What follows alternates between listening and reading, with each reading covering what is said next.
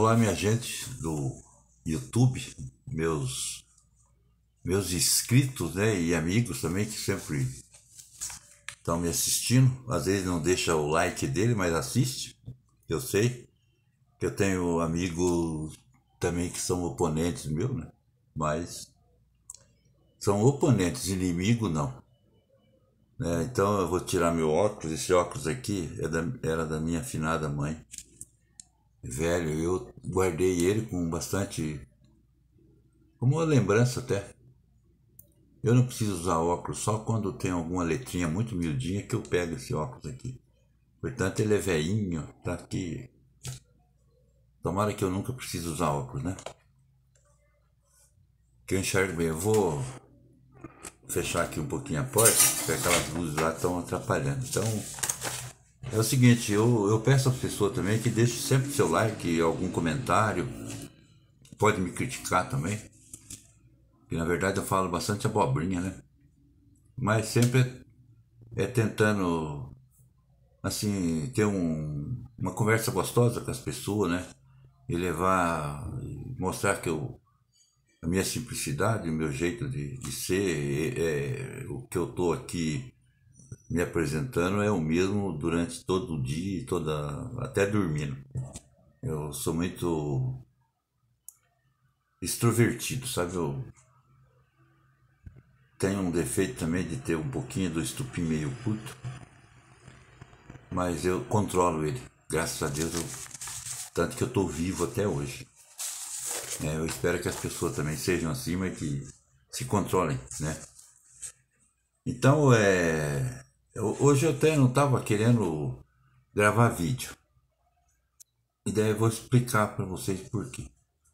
Porque sábado nós tivemos uma reunião política, domingo eu gravei um vídeo, até ficou muito mal gravado, porque houve uma falha minha mesmo e teve um intervalo que eu não estava falando nada, porque eu estava mudando de lugar e não dei pausa no vídeo. Enfim, mas ficou mais ou menos. Dá pra entender. Então daí eu começo sempre aqui nas minhas horas que eu tenho de folga, né? Porque eu tenho 24 horas de folga, né? É, umas 10 é para ficar dormindo e daí o resto é para ficar pensando, para trocar alguma ideia com algum amigo, sair um pouco, né? Para dar uma disfarçada. E como eu gravo vídeo, eu sempre estou pesquisando alguma coisa, alguma fofoca, enfim. Não entro muito em debate, porque você não consegue furar a bolha, né, dessas pessoas que hoje são pré-candidatos a prefeito, vereador, tudo. E são pessoas bem mais jovens do que a gente. Geralmente a gente quer mais idoso, você não. É poucas pessoas que absorvem algum conhecimento que você tem e quer dar alguma ideia, algum conselho. Porque a gente já passou por muitas experiências na vida. Mas infelizmente o mundo mudou, as pessoas mudaram, principalmente esse pós-pandemia, né? Que na época da pandemia teve gente que ficou quase maluco, né?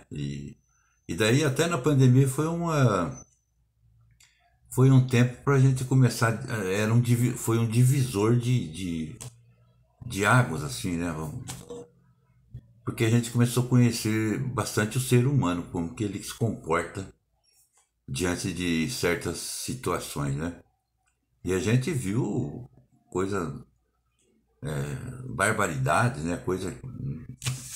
Então, para você que passou por essa pandemia, a gente fica triste porque morreu milhares de pessoas, né? No Brasil, no mundo. Então, se for falar, Deus livre, é muita gente, né? Mas daí eu me reporto num passado, porque eu vejo muita gente ainda criticar o nosso ex-presidente Bolsonaro, que ele é o culpado por matar tanta gente na pandemia por causa dessa bendita vacina aí que até hoje ninguém ainda deu vão me chamar de negacionista até, mas você vê tanta comentário a respeito dela que você não sabe no que acredita.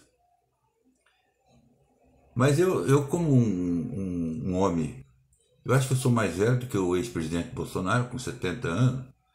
Eu me lembro do meu passado, que quando acontecia certos tipos de doença na família, na gente, naquela época não tinha farmácia, era só em cidade.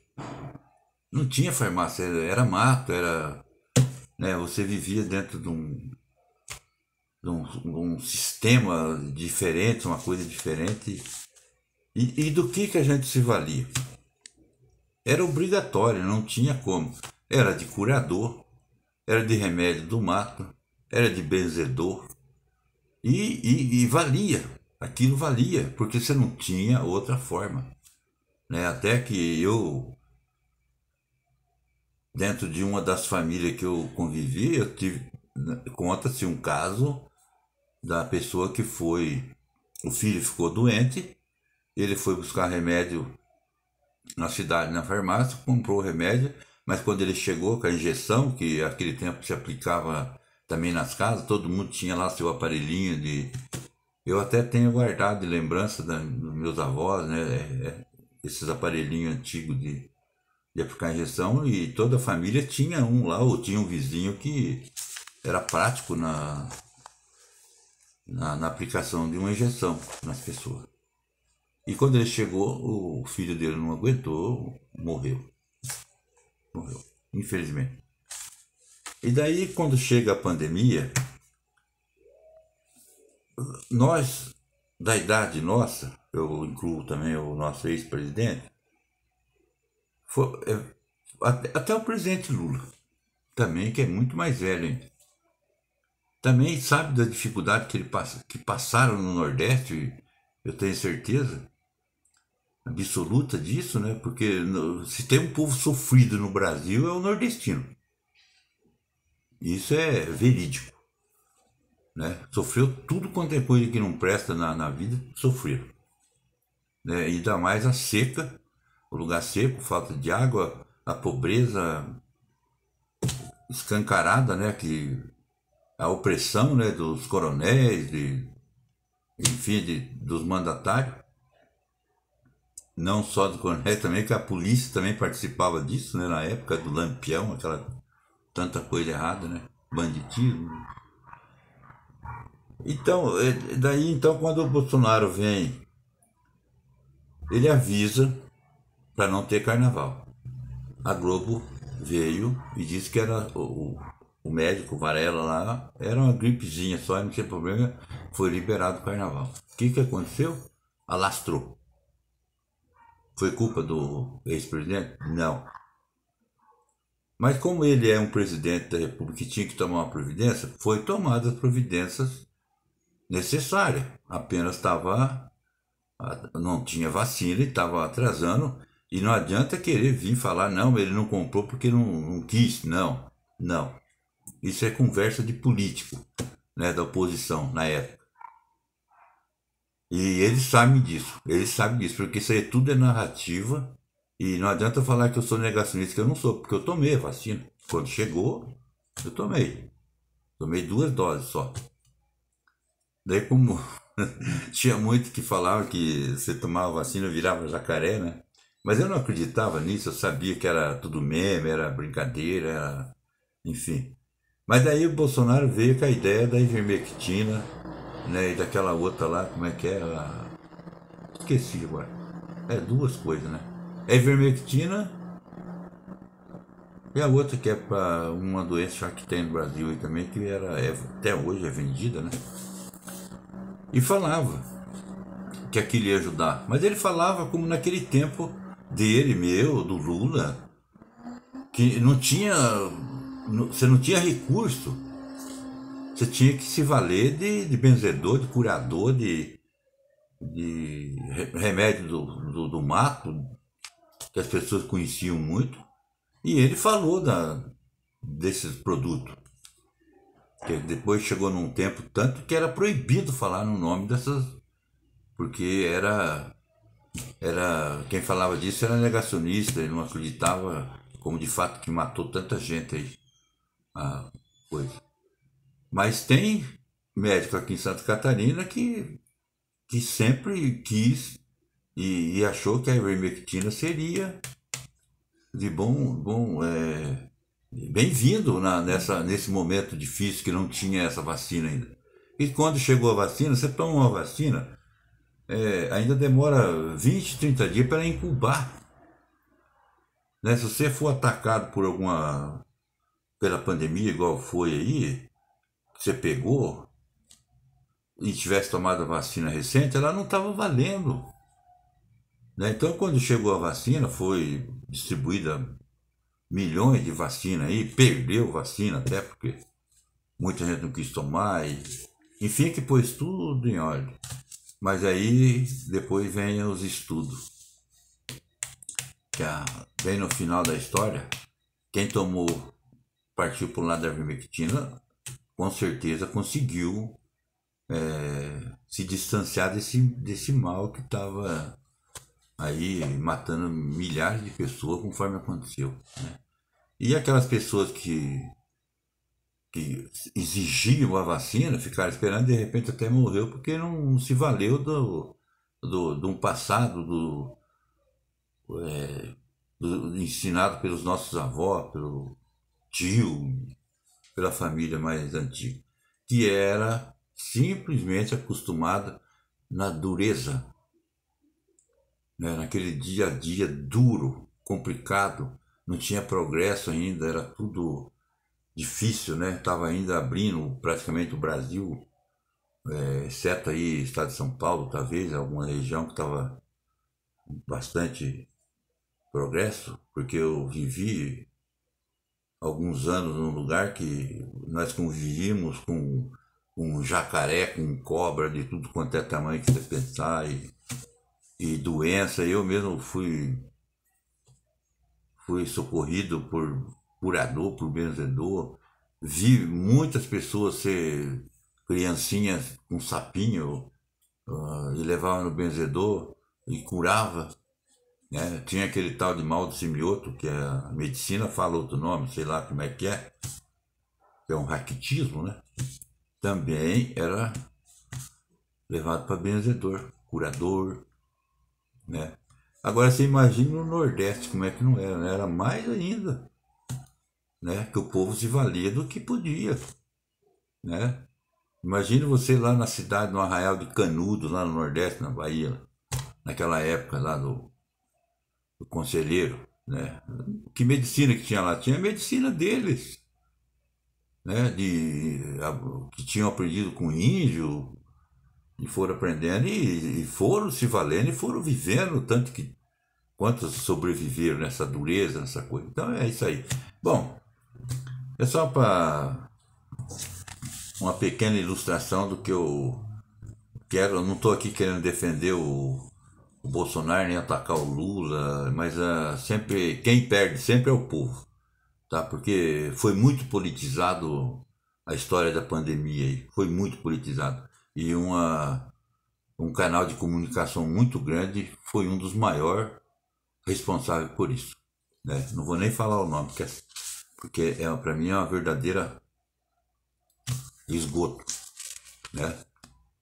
Então você vê que antigamente, naquelas épocas lá talvez o Lula pegou até, de coronel, de patrões, de conde, de tudo que tinha muita terra, e aquele povo veio lá da África, aqueles navios negreiros trazendo escravos.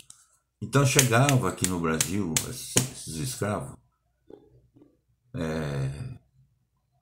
vinha essas pessoas, esses patrões, né?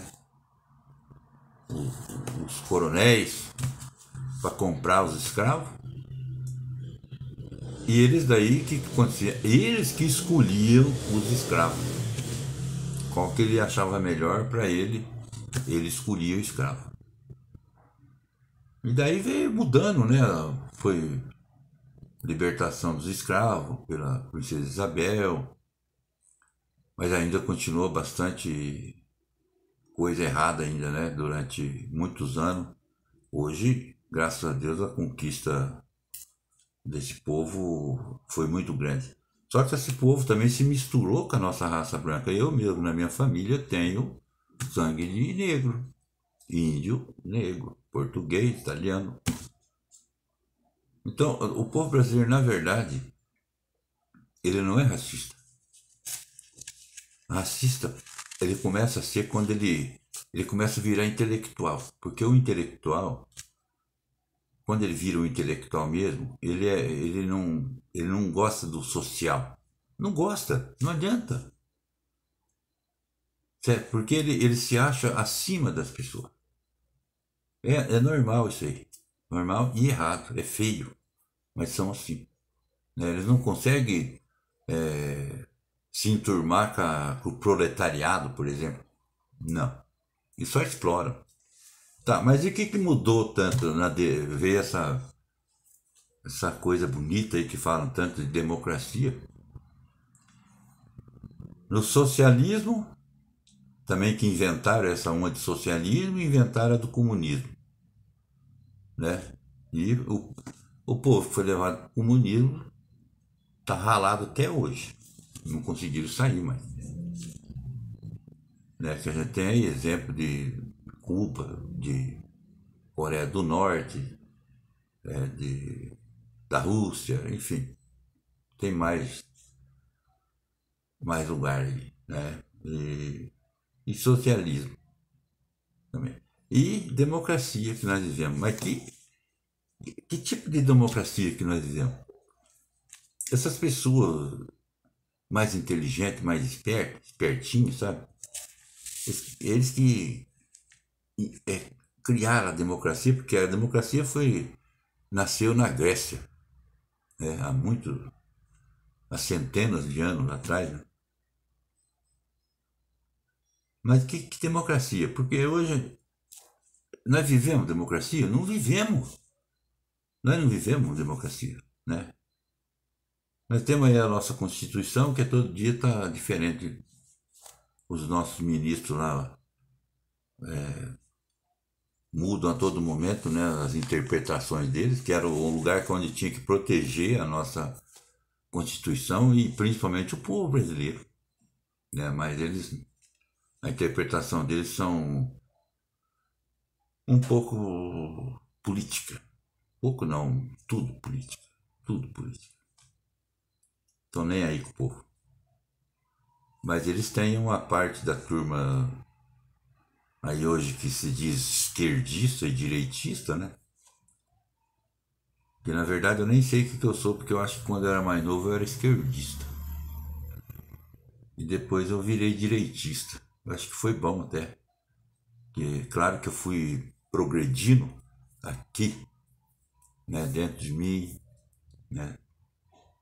Tanto que eu me tornei um homem que deveria ter sido já há 40, 50 anos atrás, desde que nasceu até. Isso não foi eu que falei, estou mais ou menos pegando aí o pensamento de um inteligente. Como também esse daqui de antigamente, quem escolhia os escravos eram os patrões.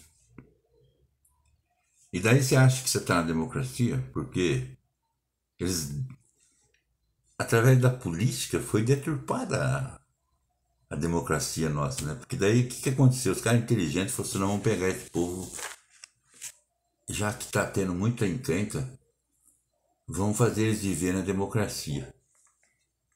Mas tudo armado, tudo arquitetado já, sabe?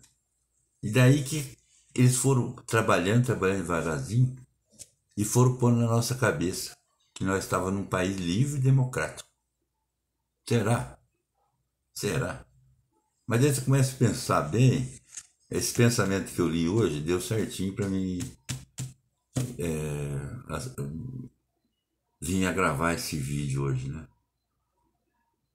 Que daí ele dizia no final do pensamento dele, que é curtinho até, que daí hoje em dia é nós que escolhemos a quem iremos servir. E é verdade.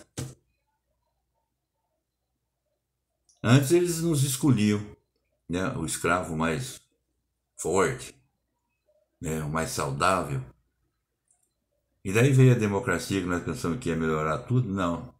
Hoje, daí eles transferiram para nós. Hoje nós temos o maior prazer do mundo de escolher quem que vai lascar o chicote no nosso lombo devagarzinho, sabe? Através dessas políticas aí maléficas, né? Porque hoje, na verdade, essa como é que fala, classe política, ela é mal vista no Brasil há muitos anos atrás, já. Muitos anos.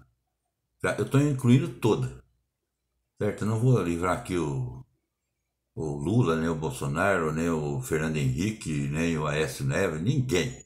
Ciro Gomes. Essa gente são os nossos patrões hoje, porque nós é que escolhemos quem que vai ser o nosso patrão e a gente tenta escolher o melhor, sabe? Mas, mas não tem melhor, não tem. Tudo que você põe lá, o sistema está tão armado lá dentro desse comando a nível de Brasil, por exemplo, e daí também veio para os estados também. Você não consegue penetrar naquilo mais. Nós estamos à mercê desse agente. Você tenta acertar, e daí a culpa ainda vem mais uma coisa. A culpa quando você põe lá um cara lá, tipo Ayrton Lira, Pacheco, e tantos outros lá. Nós colocamos eles lá, os caras tudo. Tem problema na justiça e nós votamos neles, né? Teve aí um presidente que fez o que fez e tá aí, virou presidente de novo. E o que nós queremos? Podemos falar nada? Nós gostamos?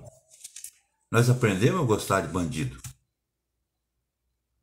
né? Nós não aguentamos ficar nem um ano sem bandido no Congresso, no Senado, até no Supremo Tribunal também. Eu não queria que fosse assim o Supremo Tribunal, porque eu já falei em vídeo meu passado da ministra Carmen Lúcia que eu tinha uma adoração por ela mesmo. Hoje, infelizmente, ela foi para um lado bem, bem negro, viu? Pelo que a gente vê. E a gente não pode falar nada, porque é nós que elegemos eles e tudo que você fala hoje contra você vai preso. Você não tem direito. E nós vivemos na democracia. É tudo para enganar a gente, não é não? Tudo para enganar a gente. Você vai ver aqui a nossa política aqui de município, no Brasil inteiro, né? Na verdade, ainda vem e a gente vê tanta coisa errada, né? E você quer consertar, mas você não consegue, né? Você não. É difícil você conseguir colocar na cabeça das pessoas que estão pretendendo aí um cargo político de doutrinar aquelas pessoas, falar, pô, gente, vamos ser eleitos, vamos trabalhar para o povo, né? Daí eu vejo hoje Reserva, minha cidade aqui no Paraná, uma cidade que era um exemplo no passado. Era exemplo para Ivaí, próximo de nós aqui, para Ipiranga, outras cidades por aí, e Candiabril. E hoje eles estão sendo o exemplo para nós. Então a nossa cidade, infelizmente, ela não foi nem conservada. Nem conservada. E estamos aí também na iminência de reeleger o nosso patrão, né? Não sei, vai ser o povo que vai decidir, né? Cada um vai escolher o seu chicoteador, né? Eu espero que o meu lado, que se vier a ganhar a eleição, eu vou estar sempre perto e cobrando, né? Que o povo não precisa disso, o povo precisa de uma pessoa que entre numa prefeitura e não persiga as pessoas, que dê liberdade, dê direito às pessoas e que trabalhe pelo bem-estar de cada um, cidadão reservense e de todas as cidades do Brasil, que tem que ser assim, né? Então hoje eu não tenho inimigo político aqui em Reserva, eu tenho adversários políticos, e tenho adversário à altura. É complicado você ganhar uma eleição. E ainda eu reclamo muito da. Como fala, sei lá, esqueci até o que ia falar. Chega assim, não cai a ficha de certos pré-candidatos. Não cai a ficha. Que nós temos adversário difícil. Não é fácil. E ainda poderemos enfrentar um segundo ainda, que é deve sair 3 candidatos aqui em Reserva. Eu, para prefeito, né? E eu como cidadão reservense, eu não sou nem pré-candidato, já fiz uma brincadeira que talvez seria, mas eu não quero participar. Eu sou daqueles linha dura. Eu não tenho acordo comigo. Né? Porque nós tínhamos aqui um time para nós jogarmos uma partida de futebol com o outro, com a posição. Hoje nós somos oposição. E de repente algumas pessoas acharam que isso tudo é por poder.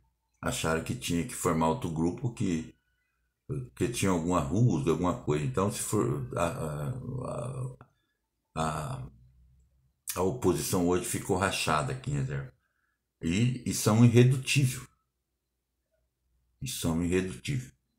E meu candidato, eu sempre aconselho ele quando eu posso. Eu não sei se vai acontecer isso, porque é ele que é o chefe e vai decidir. Né? Tem mais gente que pode decidir, porque eu não sou candidato a nada e nem. Eu só tento comentar alguma coisa, conversar com as pessoas e falar o que eu sinto. Eu não aceitaria. Eu prefiro perder uma eleição do que ficar de joelho para uma outra oposição, né? Que vai ser a oposição da oposição da oposição ao prefeito. Né? Com certeza, 99% que seremos derrotados. Mas eu não abro mão de ser linha dura.